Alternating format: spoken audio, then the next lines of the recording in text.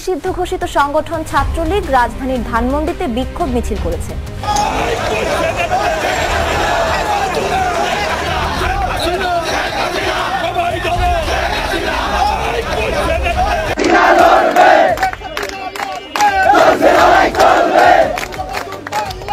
ইউনুস তুই রাজাকার, এই মুহূর্তে বাংলা ছাড়, মুজিবের বাংলায় রাজাকারের ঠাঁই নাই। ইউনুস তুই তওবা কর, শেখ হাসিনার পায়ে ধর। এবার ধানমন্ডিতে ইউনুস হাটাও দেশ বাঁচাও স্লোগানে লাঠি সোটাতে আওয়ামী লীগ ও ছাত্রলীগ নেতাকর্মীদের বিশাল বিক্ষোভ মিছিল। যত সময় যাচ্ছে দিন দিন তৎপর হয়ে উঠতে শুরু করেছে আওয়ামী লীগ ও ছাত্রলীগের নেতাকর্মীরা। একসময় গুটি কয়েকজন মানুষের মিছিল ছিল, আজ সে মিছিল দিন দিন বড় আকার ধারণ করতে শুরু করেছে। তাই এবার ক্ষমতালোভী ইউনুসের বিরুদ্ধে নির্ভয়ে লাঠি সোটাতে মাঠে নেমেছে আওয়ামী লীগ ও ছাত্রলীগ।